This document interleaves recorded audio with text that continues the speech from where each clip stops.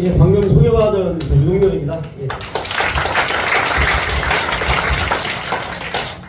저는 경찰청에서 25년 동안 근무했습니다. 대공 분석관으로. 그래서 경찰청 공안문제연구소 연구관, 또 경찰대학 치안정책연구소 안보대책실 선임연구관으로 저는 이제 북한의 대남 전략 간첩 공작을 분석하고 북한과 연계된 국내 그 좌익 문제, 그리고 마지막으로 이제 국가 안보 관련 대책을 연구하는 연구관으로 25년 있다가 2014년 2월 28일자로 명예퇴직을 했습니다. 정년퇴직을 한 게 아니라 정년 한 4년 4개월 앞두고 사표를 던지고 명예퇴직해서 자유민주연구원을 설립해서 활동하고 있는데 내년 3월 3일이 딱 만 10년입니다. 올해 이제 9년이 넘었는데요. 그래서 오늘 이제 최근에 이 간첩단 사건을 접하면서 제가 우리 국민들한테 특히 또 우리 오늘 제 앞에 계시는 우리 중량구, 중량을구 여러분께 정말 그 얼굴을 들 수가 없습니다.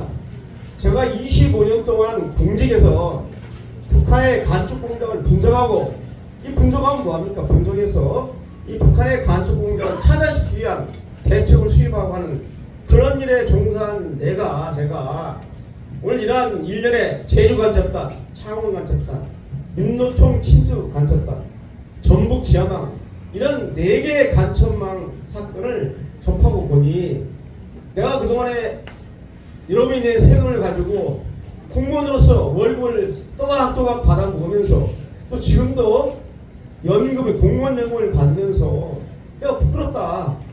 제가 현직에 있을 때 더 열심히 간첩 분석을 하고 대책을 세웠으면 지금 이때쯤이면 대한민국의 뻘건 간첩들이 다 사라져야 되는데 지금 바글바글합니다. 제가 현재 파워포인트를 가져왔는데 분위기가 안 되기 때문에 잠깐 옆을 좀 받아주세요. 옆에 잠깐 한 1분만 봐주세요. 30초만.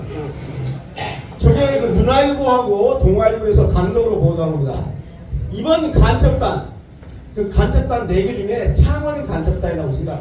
자주통일 민중정연한 간첩단이 전국에 68개 지역에 하부망을 구축했습니다. 제가 그걸 갖다가 빨간 점으로 표시를 했어요. 대한민국이 빨갛습니다. 지금 보세요. 저기 지금 이게 대한민국입니까? 저기 지금 북한이니까. 네, 다시 저를 좀 봐주세요. 제가 지금 많은 자료를 가져왔는데 지금 분위기가 안 되기 때문에 제가 파워포인트 못하고 이번 간첩단 사건을 좀 정리를 해야 되겠습니다. 자, 그러면 대한민국은 전통적으로 6.25 남침전쟁을 겪어가지고 공산당이 되어는 전 세계에서 가장 우리 국민들이 싫어하는 공산당에 대해서 일가는, 아까 우리 홍산 우리 챔피언님도 말씀하셨지만은 공산당이라면 저건 용납할 수 없는, 이 대한민국에서 오늘 갑자기 공산주의를 내세워도 문제가 안 되는 시대가 되어버렸어요. 여러분, 1990년 초에 연세대학교에서 총학생장 선거를 하는데 한 후보가 나는 공산주의자다, 선거 폭스에다 대학교 3학년짜리가 이렇게 붙이고 나는 공산주의 사회를 실현하겠다고 학생들한테 선거유세를 해도 전혀 이상한 사회가, 이러한 대학교가 안 돼버렸어요. 이게 말이 되는 겁니까? 공산주의를, 대한민국 헌법 취지를 부정하고 6.25 남침전쟁을 겪어가지고 휴전선 넘에 북한 공산집단의 실체를 너무 잘하는 우리가 이 세들이 이제 공산주의를 실천하겠다고 하면서 총학생회장 선거에 나와서 물론 떨어졌는데 이런 상황이 벌어진 자체가 정말 벌써 20년이 지났습니다. 그래서 지금 이렇게 창원 간첩단, 제주 간첩단, 민노총 침투 간첩단 설치는 거 뭐냐? 이미 북한이 90년대에 혁명의 씨앗을 우리 대한민국에 쫙 뿌렸어요. 이 뿌린 혁명의 씨앗이 발화를 해가지고 만개를 하는 거야. 만개. 활짝 핀 거예요. 거기다가 아까 우리 신재철 부의장님도 말씀하셨지만 김대중 정부, 노무현 정부, 문재인 정부 3년 동안 좌파 정부를 거치면서 어떻게 했습니까? 거치면서 바로 북한과의 관계 개선하고 북한 김씨 집단한테 잘 보려고 하다 보니까 간첩을 잡는 후방 안보에 전혀 신경을 안 썼어요. 제가 당시에 김대중 정부도 현지에 있었는데요. 전국에 간첩받는 보안경찰, 지금 안보경찰이죠. 보안경찰 5천 명 존재했는데 김대중 정부 돌아가지고 반통하려고 그랬어요. 매년 경찰관 숫자는 늘어나는데 간첩받는 보안경찰, 지금은 이제 안보경찰 경찰관만 반통막 나고, 그 다음에 또 노무현 정부에서 또 쳐가지고 1,800명까지 떨어졌어요. 자, 그런데 문제는 뭐냐? 이명박 정부, 이 박근혜 정부, 이명박 정부랑 우파 정부랑 이명박 정부가 우파 정부가 아닙니다. 1,800명의 보안 경찰을 다시 늘려야 되지 않겠습니까? 막판에 2,000명까지 갔는데 이명박 정부가 돌아가지고 도리어 전체 보안 경찰 인력의 10%도 감축했어요. 1,800원 떨어졌어요. 아, 이게 지금 우파 정부입니까? 지난 정부가 감축시킨 남부 경찰을 정상화시키는 노력을 해야 되는데 더 잘라버리고. 난 그래서 이명박 정부를, 이명박 대통령이 구속됐을 때 나는 저 구속되면 될만하다, 난 그랬어요. 나는 이게 아깝다는 생각이 안 들었습니다. 저 갈름이 갔구나. 저게 무슨 중도 실용주의를 내세운 사람이잖아요. 자, 그런데 이제 문제는 뭐냐? 그럼 오늘날 왜 이렇게 간첩들이 이제 설치는 거냐? 첫 번째 이유는 바로 김대중, 노무현, 문재인을 거치면서 국가 안보를, 대한민국 안보를 위태롭게 하는 후방을 교란하는 간첩을 잡아야 될 기능을 완전히 대공불허했습니다. 그게 지금 커가지고 있는 거예요. 실제 문재인 정부 때는요, 간첩을 잡아놓고도 남북관계를 의식해가지고 사건을 넘겼습니다. 그 제 친구가 수사 책임자였어요. 태조단 설득, 손님 맞을 준비를 하고, 간첩 신문서를 깨끗이 청구를 해놓고 검찰하고도 다 얘기돼서 이제 체포만 하면 되는데 좀 기다려 가겠다. 그게 바로 판문점 선언, 2018년 평양 공동선언을 하려고 그리그리 한 겁니다. 대한민국 안보를 위태롭게 하는 간첩을 잡아라도. 그게 바로 2021년 적발된 바로 청주 간첩당입니다. 자주통일 청주통이죠. 하다도 안 돼가지고 이제 터뜨린 건데요. 첫 번째. 두 번째는 뭐냐? 두 번째는 바로 우파 정부라는 이명박 정부, 박근혜 정부. 이 우파 정부가 전임 이 좌파 정부들이 축소시켜놓은 대공경찰, 또 국정원의 대공기능을 새길 생각을 않고 그냥 무관심하고 홀대해버렸어요. 그대로 놨어요. 박근혜 대통령은 이 심각성을 알고 보안경찰 2,000명에서 3,000명까지 계획에 사인을 해주셨는데 탄핵당해가지고 실천이 안 되버렸어요. 그 다음에 세 번째, 여기에는 좀 죄송하지만 여러분이 소속된 이 국민의힘 전신인 한나라당, 신한국당, 한나라당, 자유한국당, 이 당도, 새누리당 이 당도 그 책임을 면할 수 없습니다. 이런 데 관심이 없었어요. 그 다음에 세 번째는 뭐냐? 바로 북한의 정교한 대남 공작입니다. 자, 이번 다뤘던 사건 설명을 드릴게요. 첫째, 사건 관련자가 너나 나나 할 것 없이 최소 15년에서 35년 동안 운동권에서 종사합니다. 운동권에서. 말로는 진보진영에서 진보진영했다는데, 아까 우리 신재철 부회장님 말씀드린 무슨 진보입니까? 그 짝퉁진보죠. 따라오세요. 짝퉁진보. 짝퉁진보. 언론에서 떠드는 진보는 짝퉁진보, 가짜진보입니다. 지들이 무슨 진보입니까? 그래서 지들은 스스로 진보라고 하지만은 종북 좌파 진영에서 무려 15년에서 35년 동안 일한 놈들이에요. 결국 뭐냐? 이 국내 종북 좌파 진영이, 소위 걔들이 말하는 진보 진영이 10분만 기다리세요. 10분 안에 끝내드리겠습니다. 진보 진영이 바로 북한 간첩의 공급기지로 전락했습니다. 대한민국 종북 좌파 진영은 북한 간첩의 공급망이다. 이걸 확인해 줍니다. 두 번째 특징은 뭐냐? 가만히 보니까 이것들이 뭐로 치중하냐? 혁명의 주력군. 북한이 남한혁명을 하는데 주력군과 보조역량인데 있는데, 주력군을 강화시키는데, 세력화하는데 집중이 나타났어요. 뭐냐? 첫째, 북한의 남한혁명의 주력군은 노동자, 농민. 이 농민은 저 빈농 말합니다. 부농은 땅 다녀서 이런 혁명 총리 주력군이 아니에요. 자본가 노동자와 농민, 청년 학생들이고 진보적 지식인 요 네 개가 4대 주력군입니다. 그런데 이번에 보니까 민주노총을 쉽게 말하면 침투해서 민주노총을 장악하려고 했어요.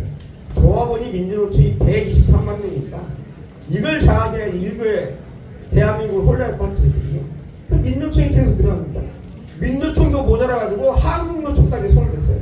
전에 북한은 한국노총은 양대노총, 한국노총은 어용노조다 해서 한국노총 무력같이 된다고 기름을 내놨는데 이번에 보니까 한국노총도 그걸 더 뿌렸습니다. 이번에 한국노총이 경제사회 노동위원회에서 탈퇴를 했습니다. 그리고 윤석열 정부 타도를 직접 외쳤어요. 이거 지금 무관하지 않습니다. 북한하고. 그 다음에 보니까 현대적 농민을 장악하기 위해서 전국 농민의 총연합, 전연홍, 전국 여성 농민의 총연합 이쪽에 다 침투됐어요.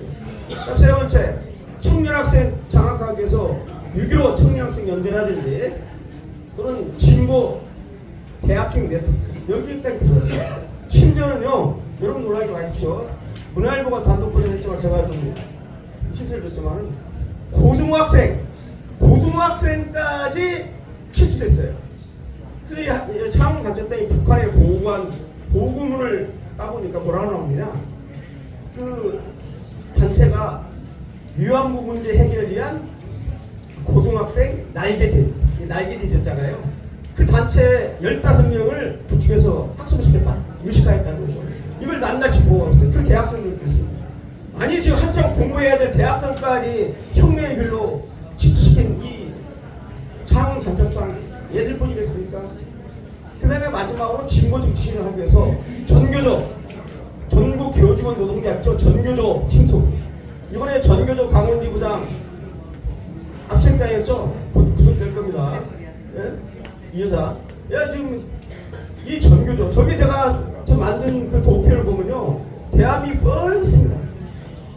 저 박대출 정치위원회 최고위원회 할 때 저거 복사해서 많이 흔들면서 김기현 대표가 들고 서 있고 제가 발표한 것을 얘기를 했는데 이런 거 심각합니다. 그 다음 세 번째 또 말씀드릴게요. 한 특징이 한 7가지 있는데 간단히 넘기겠습니다. 뭐냐면요 얘들 돈 많습니다. 돈 많아요. 얘들이 지금 주로 어디로 갔냐면은 동남아 갑니다. 동남아. 베트남, 캄보디아, 앙코르와시다, 하노이다, 베트남, 중국, 심지어 말레이시아까지 갔는데요. 이쪽에서 무료가 다 합쳐가지고 35차례 해외 접촉했어요.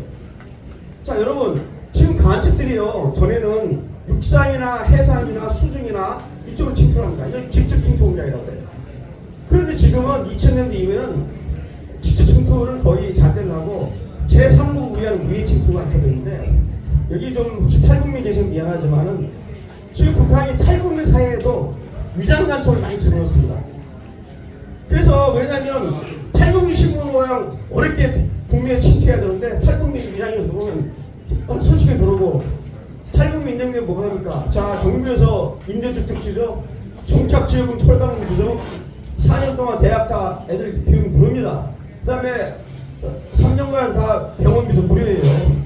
대한민국에 태어나서 대한민국에서 어렵게 집안 환경이 어려운 데서 태어나가지고 암수술도 제대로 못 받는 이 대한민국 어린애들은 저쪽 빼고 북한에서 내려온 애들을 무료로 다 우리 세금으로 이제 지금 물론 북한에서 와서 자유치를 정해서 정상적으로 정착하고 노력하는 사람 제가 지금 10분 지나면 바로 말을 저한테 경고를 해달라고 했어요. 빨리 끝내려고.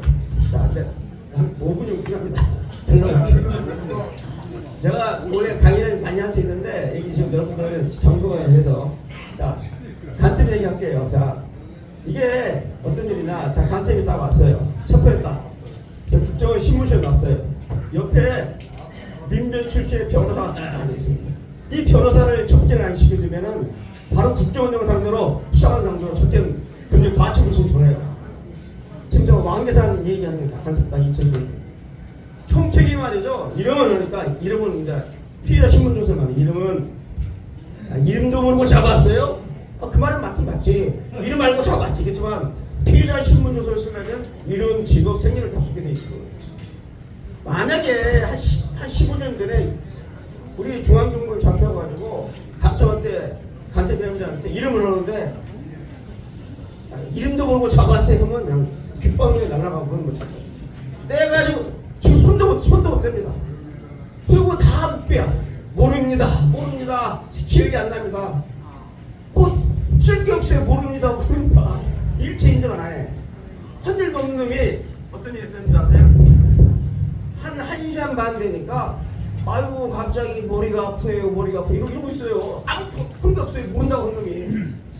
그 옆에 있던 변호사가 아니 지금 피해자가 지금 고통을 호소하는데 뭐 하느냐.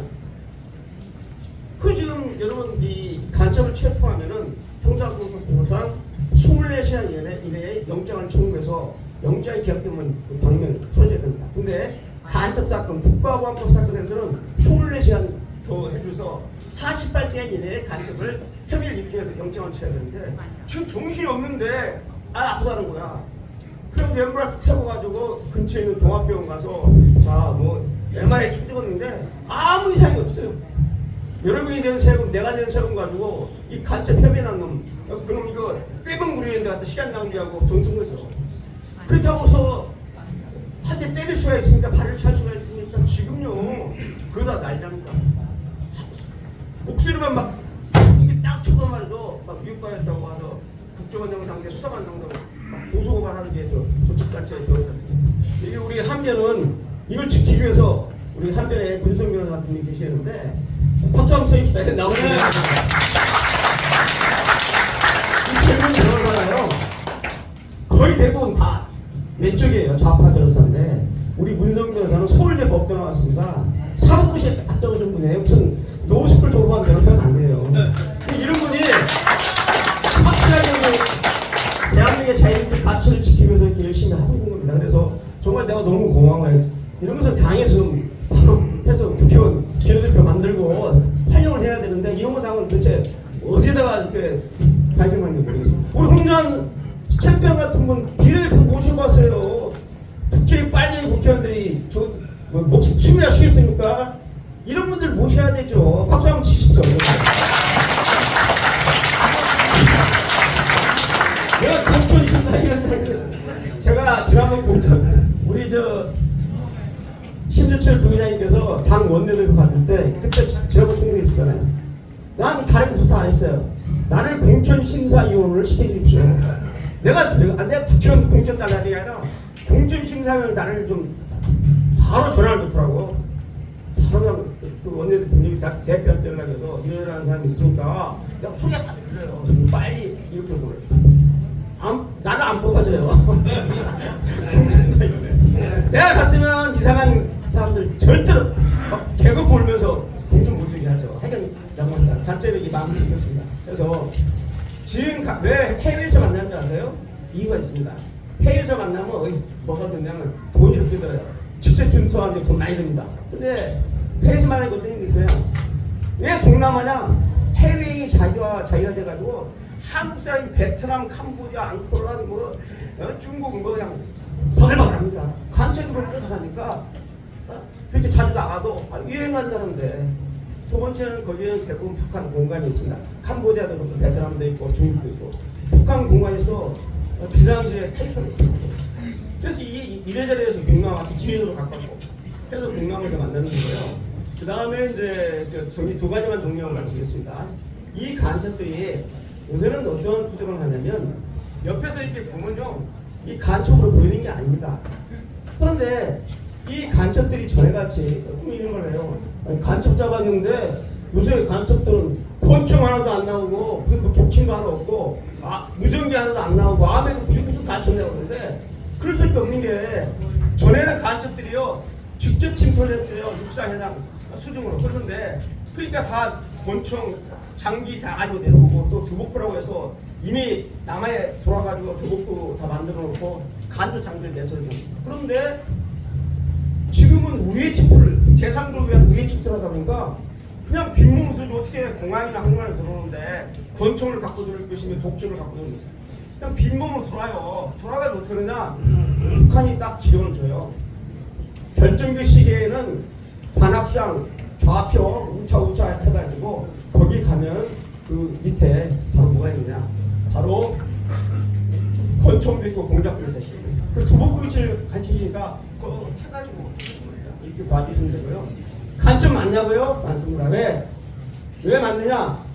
이번에 사건 벌이고 있지만 하나 더 말씀드리면 많은 이유가 뭐냐면 북한의 간첩을 난파시키는 경찰총국이라든지 또 이번에 문화교육 같은 부서 이런 부서와 간첩이 없으면은 이런 부서들이 해체되거나 축소돼야 되거든요.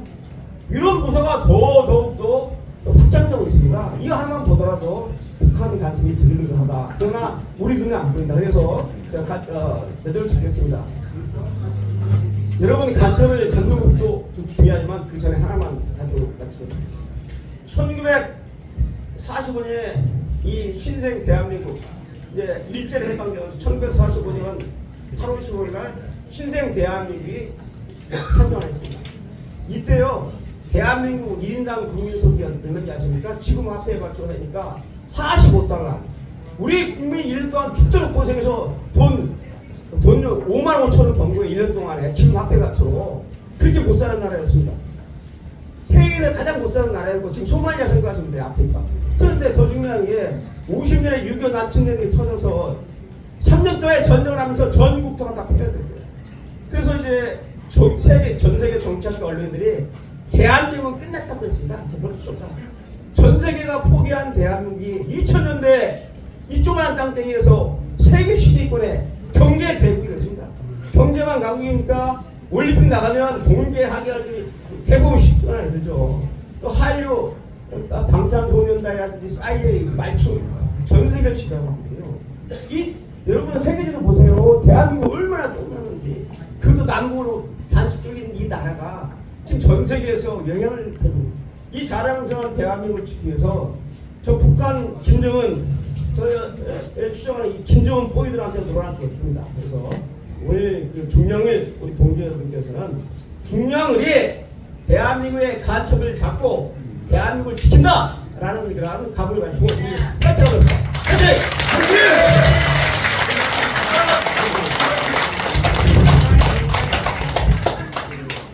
여기 어떻게 잘 들으셨습니까? 네. 오늘 너무 힘든 자리인데 이렇게 우리 저 권영애 안기부장님 또 신재철 전 국회의장님 또 홍수환 선배님 또 자유민주연구원 이동희 원장님 큰 박수 한번 부탁드리겠습니다. 나오시죠.